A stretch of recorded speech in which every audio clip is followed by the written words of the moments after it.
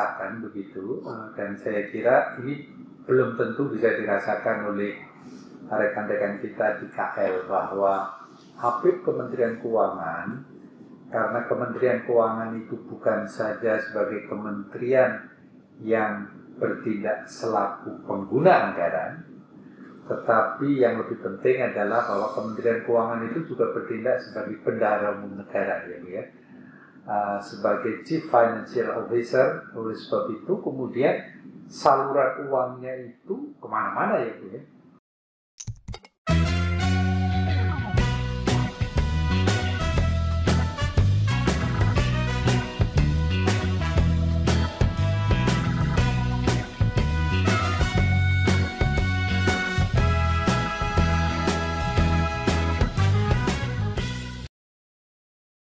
Dan itu juga menjadi ranah Apip Kementerian Keuangan untuk juga menelusuri bukan saja governance-nya, tapi juga termasuk kinerjanya, ya, Bu. Ya, jadi saya bisa merasakan begitu, dan saya kira ini belum tentu bisa dirasakan oleh rekan-rekan kita di KL, bahwa Apip Kementerian Keuangan, karena Kementerian Keuangan itu bukan saja sebagai kementerian yang bertindak selaku pengguna anggaran, tetapi yang lebih penting adalah bahwa Kementerian Keuangan itu juga bertindak sebagai bendahara umum negara, ya. Sebagai Chief Financial Officer. Oleh sebab itu kemudian saluran uangnya itu kemana-mana, ya, ya. Dan itu juga menjadi ranah Apip Kementerian Keuangan untuk juga menelusuri bukan saja governance-nya, tapi juga termasuk kinerjanya, ya, Bu. Ya, jadi kita tuh menjaga sekarang itu 4, ya, Pak, ya. Menteri Keuangan selaku pengguna anggaran BA 015, Menteri Keuangan selaku bendahara umum negara, Menteri Keuangan selaku pengelola fiskal, kemudian yang keempat adalah mewakili untuk kepemilikan pemerintah atas kekayaan keuangan negara yang dipisahkan. Jadi kami juga sekarang Bu Menteri menugasi kami. Masuk ke BUMN berarti, Bu, ya? Tidak masuk ke BUMN, tapi kita kan jagain DJKN, dan mau nggak mau kami berkolaborasi dengan Inspektorat BUMN dan juga SPI bagi BUMN yang mendapatkan kucuran dana dari APBN. Oh. Iya. Jadi ini kami lakukan, Pak. Jadi memang mandat yang diterima Ijen Kemenkeu itu semakin luas. Iya, luar biasa. Kami menjaga seperti yang disalurkan lewat kementerian lembaga ini atau ke Pemda lewat TKDB, bahkan sekarang sampai dana desa, kan, Pak.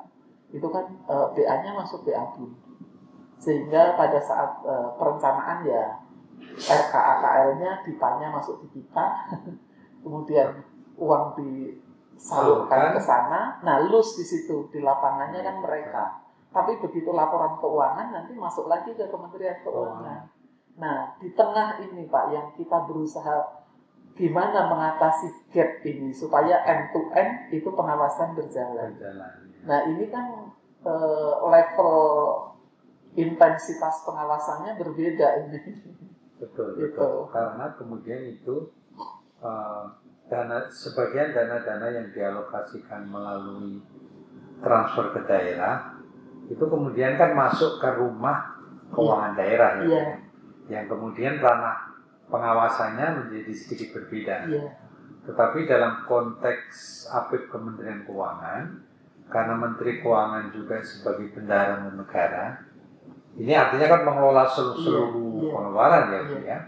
Kemudian itu juga menjadi bagian dari ranah dan coverage tugas Apip Kementerian Keuangan, ya. Iya, tapi ya itu, Pak, akhirnya ada keterbatasan di kami. Ini yang kelihatannya dari sistem pengawasan secara nasional, ya, itu harus ada koordinasi nyata yang dituangkan secara terprogram di dalam program kerja pengawasan tahunan kita. Jadi saya bayangkan misalkan ini ada program penanganan stunting. Program penanganan stunting itu kalau nggak salah ada 18 kementerian lembaga terkait. Belum lagi pemerintah daerah dan pemerintah desa. Masing-masing punya tugas. Tapi kalau sampai di jalan itu, di lapangan itu nggak ketemu, Pak. ya kapan stunting itu akan berakhir gitu ya, akan bisa diatasi. Ini tentu berat sekali. Tapi kalau kita punya program pengawasan secara nasional mandatori, ini di sini kamu melakukan ini, di sini kamu melakukan ini, kita gabung, kita konsolidasikan gitu, maka tentunya akan bisa lebih strategis. Betul. Ini contoh-contoh. Iya, saya sependapat.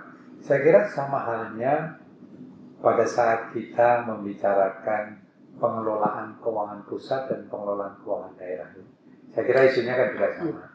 Bahkan sistem yang dibangun pun juga sekarang kan belum sepenuhnya mulus gitu ya Bu ya. Saya kira ini mungkin menjadi PR kita Bu, saya kira ke depan. Dan menurut saya sih kelihatannya harus melibatkan the top leader ini, bukan hanya di level menteri saya kira. Karena kan ini ada sesuatu yang gray area gitu ya Bu ya. Dan rupanya itu terjadi di pengawasan juga ya Bu ya. Ini luar biasa nih Bu Sum, saya kira kita sudah bicara mengenai audit, pengalaman Ibu di Ijen yang bukan saja apik pada sektor tertentu, tapi ini kan multi ruang tadi kan ya. Tapi ada yang menarik tadi Bu Sum menyampaikan dalam ranah audit. Tadi Menteri Keuangan bukan saja bertugas sebagai PA15, pengelolaan aset yang dipisahkan BUMN, sebagai BUN, selama ini kan paling utama itu kan yang BUN, tetapi juga Menteri Keuangan sebagai pengelola fiskal. Bedanya di mana ini Bu? Antara Menteri Keuangan selaku BUN dengan Menteri Keuangan selaku pengelola fiskal, karena ini publik kelihatannya belum banyak tahu. Ya Pak, jadi saya juga melihat hal ini ya, kan sebenarnya semua itu tersurat ya. Betul. Di dalam Undang-Undang Keuangan Negara maupun di Undang-Undang Perbendaharaan Negara ya. Kalau sebagai pengelola fiskal kan di situ jelas ya, kebijakan fiskal, mengisi kas negara dan sebagainya untuk pendapatan negara itu kan ada di situ. Dan ini kalau saya sampaikan itu porsinya boleh dikatakan adalah setengah APBN, gitu. Setengah APBN, dan itu luar biasa, dan bagi kami itu merupakan tantangan terberat dalam menjalankan audit. Ya. Karena seperti Dijen Pajak, Dijen Bea dan Cukai, terutama yang ada di situ ya Pak ya, itu kantornya sangat banyak, pegawainya juga sangat banyak, tersebar di seluruh Indonesia ya. Mereka berhadapan langsung dengan wajib pajak, dengan importer, eksporter ya. Itu benar-benar tantangan yang tidak mudah, apalagi di era pandemi ini di mana kita tidak mudah untuk bisa bertatap muka, tidak mudah untuk ketemu. Kemudian mereka bisa bekerja sangat fleksibel, bisa di kantor, bisa di rumah, atau mungkin di kantor yang lain gitu. Tentu dari sisi pengawasan, dari sisi audit, bagi kami itu masalah security, masalah risiko itu menjadi sangat kompleks. Dan kami sebenarnya juga terus mendiskusikan ya dengan para ahli di bidang internal audit, di bidang audit IT gitu ya. Saya sebenarnya sering sekali diskusi masalah ini dengan mereka yang expert di bidangnya, termasuk di security, di network, di database, di machine learning gitu ya. Namun ternyata tidak mudah. Ditambah lagi di pemerintah itu peralatan yang digunakan seperti komputer untuk bekerja, HP kan. Ini Pak yang sekarang kita andalkan sebagai bekal kita untuk bekerja, infrastrukturnya. Itu banyak yang bukan milik kantor, banyak yang milik sendiri. Sehingga untuk melacak, untuk audit dari sisi security dan sebagainya, itu ada masalah hukum sendiri yang harus selalu kita sadari gitu ya.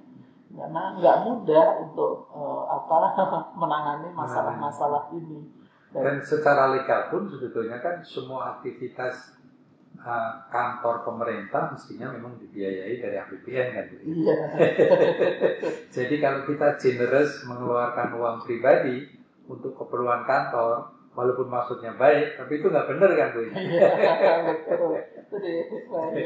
Bu, tapi tadi menarik lagi ke masalah Menteri Keuangan selaku pengelola fiskal. Bu, selama ini apa ada audit yang ranahnya kebijakan? Ada nggak Bu?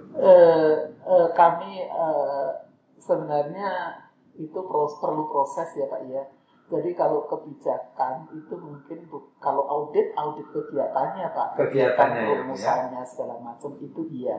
Tapi kalau dari sisi polisinya yang saya pelajari sampai dengan saat ini, polisi itu adanya adalah policy evaluation. Ya. Dan untuk policy evaluation itu bagi auditor yang sifatnya umum itu tidak mudah Pak, sehingga mungkin ada yang memang bisa kita lakukan, tapi ada yang kelihatannya memang yang harus bicara itu para profesor, para expert di bidangnya. Ya, tapi somehow at some level gitu kita tetap menjaga CRC-nya. Nah, sekarang ini yang terus dicermati, terus kita kawal adalah masalah transparansi fiskal yang itu juga diberikan skor. Dan alhamdulillah Kemenkeu skornya juga terus semakin. Sekarang berapa Bu ya skornya? Saya nggak ingat persis, tapi ada 1.1 tambah dan ada yang naik 1, kemudian ada yang satu hal baru udah bisa dinilai yang dulu belum bisa. Jadi ada 2 poin di tahun 2020 ini yang bisa kita capai. Luar biasa dalam situasi demikian ternyata kita semakin baik. Iya, saya kira mungkin ini cukup penting sekali untuk kita karena nampaknya kemudian hal yang berkaitan dengan audit, pelaksanaan anggaran, pelaksanaan APBN di lapangan kan juga sangat berkembang dengan cepat. IT juga berkembang sangat cepat. Peraturan juga berkembang sangat cepat. Nah, kemudian memang kompetensi para auditor pun kemudian harus dituntut menjadi berkembang terus ya Bu Sumiati. Bu, sekarang kita berpindah ke isu yang penting lainnya ini Bu, karena masalah audit saya kira kalau kita bicarakan tidak akan pernah berhenti Bu, karena selalu ada masalah pada saat kita bicara masalah pelaksanaan anggaran. Dan apalagi yang mengaudit gitu pasti akan banyak sekali. Tantangannya terus berkembang gitu. Nah Bu, sekarang kita coba beralih pada sebuah kebijakan yang lebih makro ini.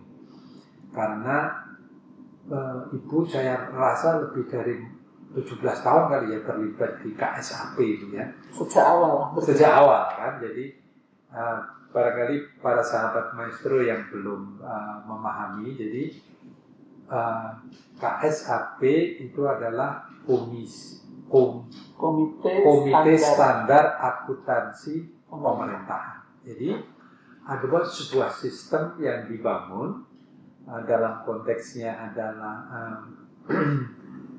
di level pemerintahan gitu. Kalau yang di swasta kan berarti itu standar akuntansi PSAK ya. Kalau ini PSAP. Nah, ini ada sebuah komite yang Bu Sum ini terlibat dari bayinya ibaratnya Bu ya. Sampai sekarang Bu Sum melihat KSAP ini sebagai ketua KSAP di Indonesia. Ya. Ibu mohon ini diberi pencerahan kepada sahabat-sahabat maestro yang mungkin belum terlalu mengetahui bahwa ada sebuah institusi penting yang nampaknya tidak sering terdengar sih Bu sebetulnya ini. Baik ya, jadi di dalam membangun akuntabilitas dan transparansi pengelolaan keuangan negara itu memang diperlukan suatu kriteria untuk pertanggungjawaban atas pengelolaan keuangan tersebut. Nah, kriteria inilah yang dituangkan di dalam suatu standar yang biasa disebut standar akuntansi. Untuk komersial biasa disebut standar akuntansi keuangan, sedangkan untuk pemerintah ya kita beri nama yang sama, standar akuntansi pemerintahan. Nah, KSAP itu merupakan standar setter. yang ini dibentuk berdasarkan undang-undang ya Pak ya. Dan keanggotaannya di sini adalah dari akademisi, kemudian dari praktisi, dan juga dari expert yang biasa nyusun standar diwakil dari IAI itu juga ada. Itulah orang-orangnya ya. Nah di sini ada jenjangnya, ada komite konsultatif, ada komite kerja, kemudian dalam menjalankan tugas disupport oleh kelompok kerja. Ya. Nah KSAP ini punya tugas untuk menyiapkan ya standar akuntansi pemerintah, dan di dalam bekerja ini benar-benar kita bekerja secara profesional ya. Jadi tidak diintervensi oleh pemerintah ataupun pihak lain, benar-benar di sini pada profesional dalam standar settingnya.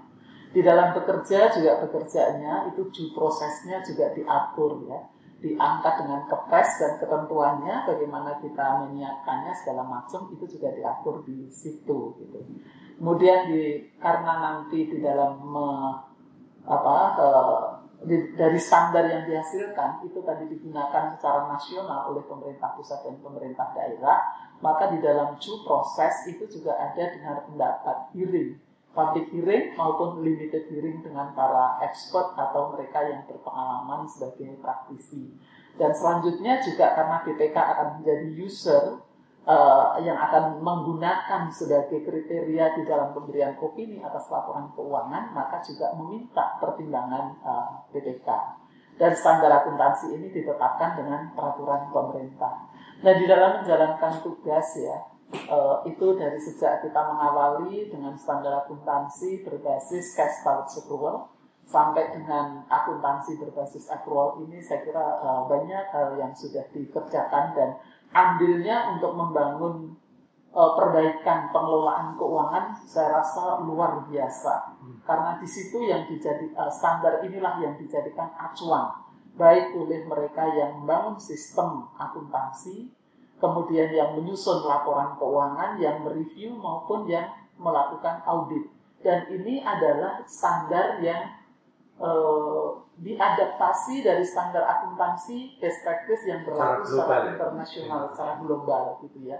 Sehingga kredibilitas laporan keuangan pemerintah Indonesia itu saya kira diakui secara internasional ya, dan mendapatkan apresiasi yang bagus setelah negara-negara lain bisa memahami, terutama saat mulai terjemahkannya standar akuntansi ke dalam bahasa Inggris dan juga Dijen Perbendaharaan terus mentranslate ya laporan keuangan dari bahasa Indonesia ke bahasa Inggris. Itu merupakan suatu langkah yang bagus sehingga dunia internasional langsung memahami reform di bidang akuntansi di Indonesia.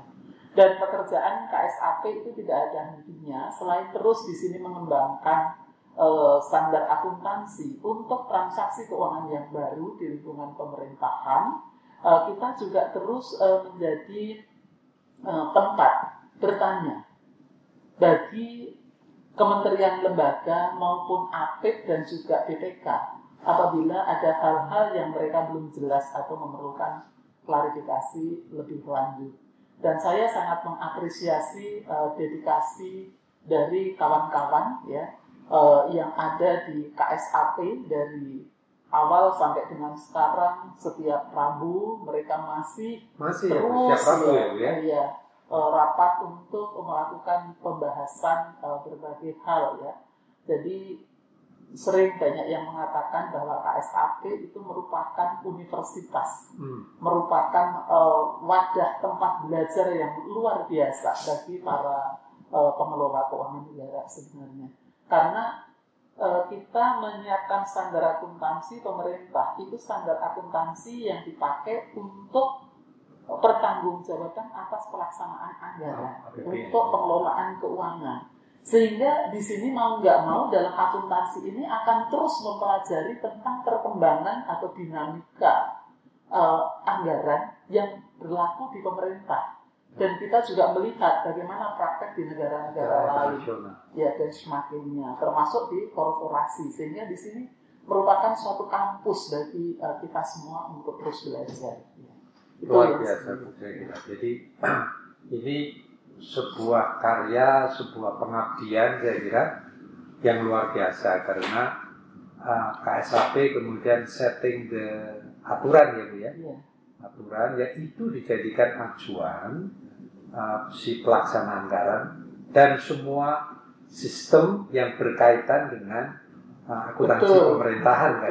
Termasuk IT-nya kan juga itu. Karena kita ikut di ujung Pak, iya, di pelaporannya, sehingga mau nggak mau kalau ini pelaporannya, aturannya seperti ini, maka ini akan terbawa ini sampai dengan ke penganggaran. Iya. Saya kira mungkin PR kita juga ke depan adalah KSAP, tetapi kemudian yang diterapkan di daerah yang masih ada beberapa hal yang perlu katakanlah disempurnakan gitu ya, disinergikan karena memang ini kalau kita bicara pusat dan daerah dan regulasi yang ada memang ada gray area yang nampaknya harus kita betul-betul perhatikan dan duduk bersama supaya menjadi sebuah aturan yang sempurna. Betul sekali Pak, karena di Undang-Undang Keuangan Negara bunyinya pemerintah pusat dan pemerintah daerah itu sama, kalimatnya itu sama. Kalau aturannya di undang-undang sama, maka mestinya peraturan pelaksanaannya, implementasinya itu ya sama gitu. Kalau toh misalkan ada semacam muatan lokal miliknya Pemda, itu ya mestinya on top dari yang ada. Jadi mudah-mudahan nanti di level atas gitu. Saya kira ini di level kabinet mungkin kemudian harus menyepakati itu. Oh tadi Bapak sampaikan bahwa kalau untuk membangun sistem ya supaya itu sinergi pusat dan daerah, itu pengalaman di negara lain sudah ada Pak, bahwa kalau masing-masing itu ya sulit sehingga seperti di Korea Selatan itu pada saat mengintegrasikan bangun satu sistem untuk pemerintah pusat dan pemerintah daerah itu lead langsung oleh presiden. Betul. Ya.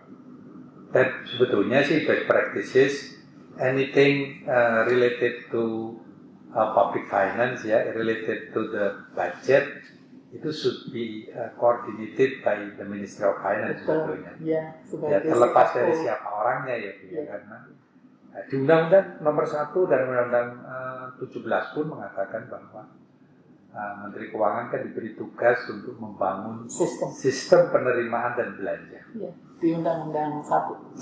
Jadi saya kira memang itu menjadi tugas kita bersama nanti untuk menyatukan ini. Ya, ini PR generasi mendatang, kan generasi yang senior ini sudah mulai meninggalkan posisinya, nanti digantikan oleh generasi yang baru. Bu, ini pembicaraan yang luar biasa, tapi mohon satu lagi Bu, ini saya kira yang perlu kita explore dari Ibu. It is related to gender mainstream, karena di Kementerian Keuangan kalau kita bicara PUB selalu mencari busung gitu. Sebagai orang yang kemudian dianggap sebagai punjer, orang yang tahu mengenai aturan tapi juga mengetahui bagaimana krusialnya masalah-masalah yang berkaitan dengan PUB. Ibu bisa share dengan kita Bu mengenai masalah itu? Baik Pak, jadi di bidang pengarus utamaan gender sebenarnya saya sendiri nggak pernah juga Pak ikut pelatihan atau sekolah yang terkait dengan pengarus utamaan gender. Tapi mungkin karena saya perempuan, saya merasakan, maka pada saat ditugasi untuk menangani masalah pengarus utamaan gender di Kementerian Keuangan, ya natural aja gitu ya keluar ide-ide gitu ya, gagasan-gagasan tentang berbagai hal yang diperlukan oleh perempuan ya, pegawai perempuan karena keperempuanannya gitu. Nah itu saya sangat merasakan bagaimana kalau saya flashback lihat saya gitu ya, dari kecil kemudian muda kemudian mulai bekerja, hamil, punya anak kecil gitu ya, kemudian harus bekerja, tantangannya luar biasa sehingga hambatan-hambatan atau kebutuhan-kebutuhan yang saya rasa ini harus diperhatikan supaya perempuan itu juga bisa optimal di dalam berkontribusi di dalam bekerja. itu harus diberikan gitu oleh institusi, oleh negara ini. Nah, itulah yang saya siapkan pada saat saya di Biro Perencanaan dan Keuangan, dituangkan secara terstruktur di dalam program pengarusutamaan gender di Kementerian Keuangan. Jadi saya lihat waktu itu pegawai perempuan makin banyak. Ini kalau perilaku pegawai perempuan atau yang laki-laki itu masih seperti zaman saya atau bapak dulu, di mana perempuan tidak difasilitasi karena keperempuanannya. Ini bisa jadi mereka ini nggak mau melanjutkan pendidikan lebih lanjut, dipromosikan karena pindah tempat juga tidak mau gitu ya, stay di situ saja, atau mereka malah keluar. Nah, padahal persentase anak-anak perempuan yang sekolah sampai jenjang perguruan tinggi makin banyak, nilainya juga bagus-bagus, yang masuk Kementerian Keuangan juga banyak. Nah, kalau dulu zaman saya itu mungkin hanya 10% Pak perempuannya.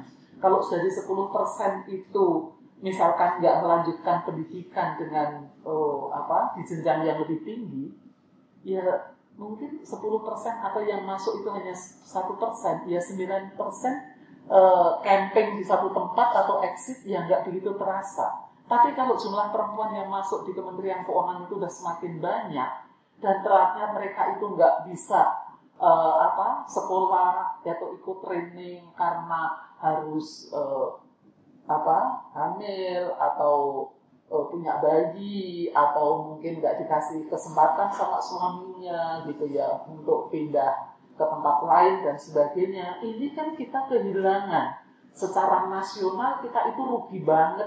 Perempuan nggak bisa berkontribusi optimal untuk ikut membangun negeri ini. Makanya mulailah waktu itu saya cermati antara lain butuh apa sih. Nah, kita mulailah rancang program-program untuk advokasi, kemudian untuk internalisasi berbagai hal. Dan pesertanya nggak boleh hanya perempuan, karena kalau perempuannya mudah diajari Pak, yang susah malah laki-lakinya.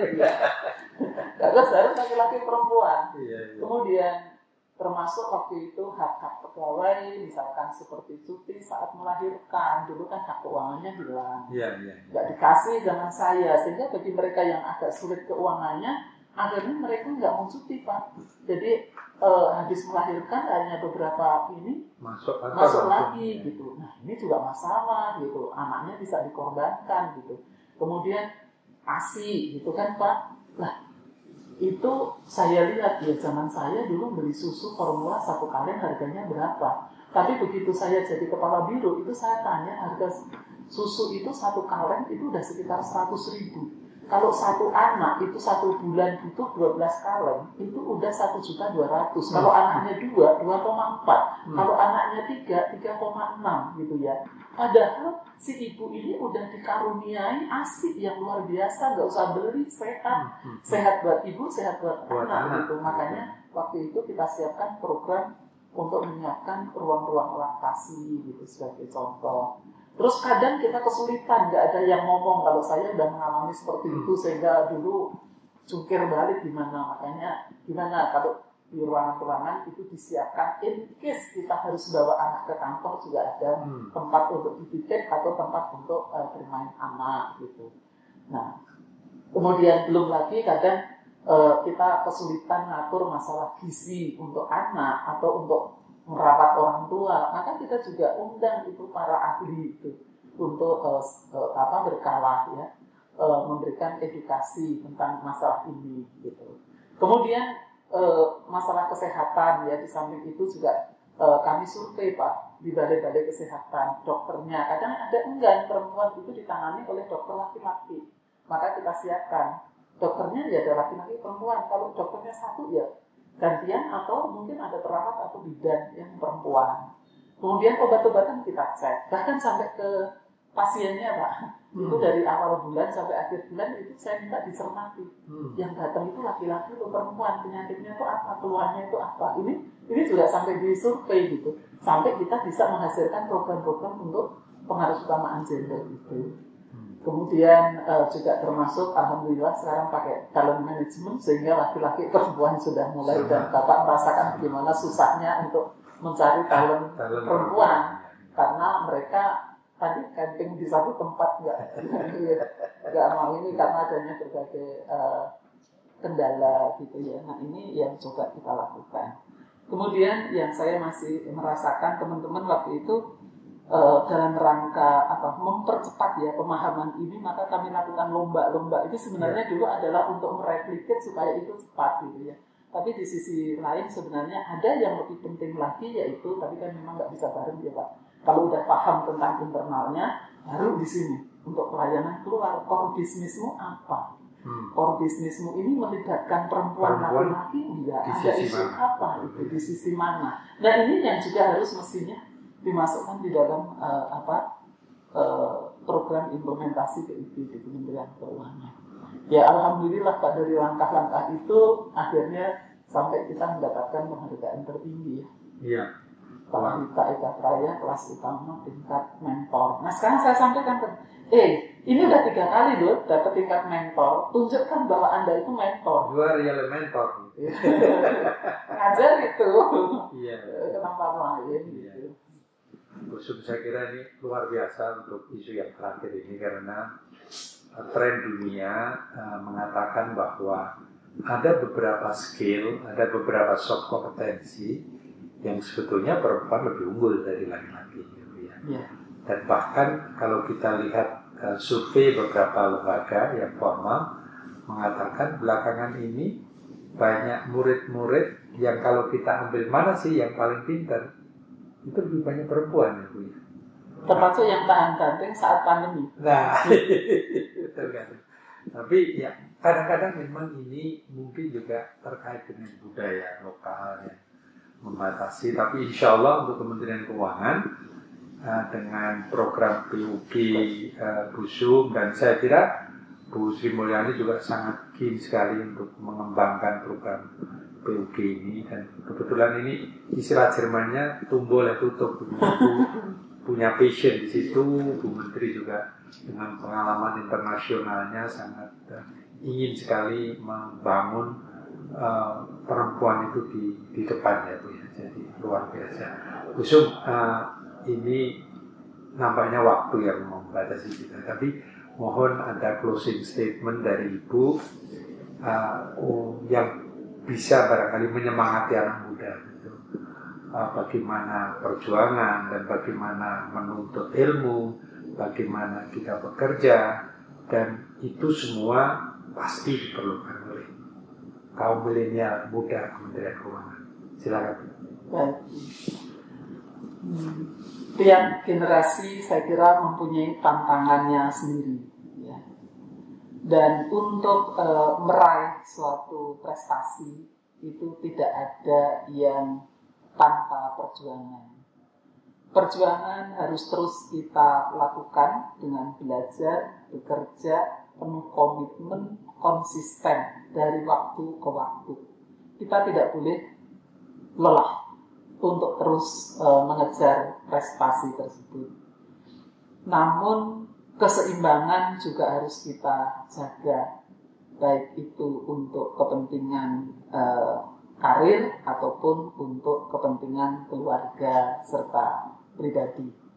Itu work-life balance jangan dilupakan, jangan sampai timpang, karena kalau sampai terjadi ketimpangan juga akan mengganggu kehidupan kita ke depan.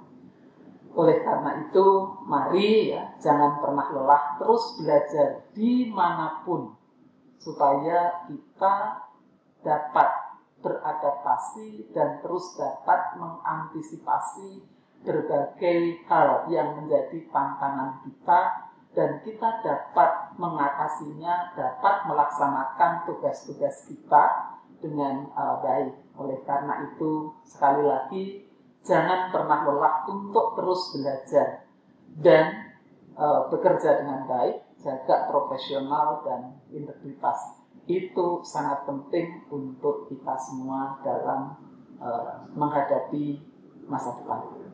Itu Pak, saya kira bagi saya. Ya, terima kasih sekali Bu Sum, sebuah filosofi yang sangat dalam untuk anak-anak kita. Jangan pernah lelah untuk belajar. Saya kira ini sebuah motto yang masing-masing generasi akan memiliki tantangan yang berbeda. Terima kasih Bu Sum atas sharing yang luar biasa ini. Saya yakin bukan saja generasi muda, tetapi kita semua yang sedang berkarya di tempatnya masing-masing bisa mengambil inspirasi dari apa yang Ibu sampaikan melalui pengalaman panjang ini. Satu hal yang juga tidak kalah pentingnya adalah bagaimana peran Bu Sum di dalam membangun governance, membangun sistem audit yang cukup brilian di Kementerian Keuangan, yang itu bisa dijadikan contoh bagi kementerian lembaga lain. Terima kasih Bu, mudah-mudahan sehat selalu. Terima kasih banyak Pak Marwanto, mudah-mudahan sharingnya bermanfaat bagi terima kasih, pasti teman, terutama anak-anak muda. Terima kasih, pasti. Terus semangat. Terima kasih. Sahabat Maestro, tamu kita kali ini luar biasa, bukan? Seorang maestro yang ahli di bidang audit, tetapi beliau juga sangat terlibat di dalam berbagai penyusunan kebijakan di bidang audit, termasuk di dalamnya adalah pengelolaan keuangan negara. Satu hal yang penting lain adalah pengalaman beliau dalam pengarus utamaan gender untuk kita di Indonesia. Terima kasih, sampai bertemu pada episode selanjutnya. The Maestro, media para maestro berbagi ilmu. Terima kasih.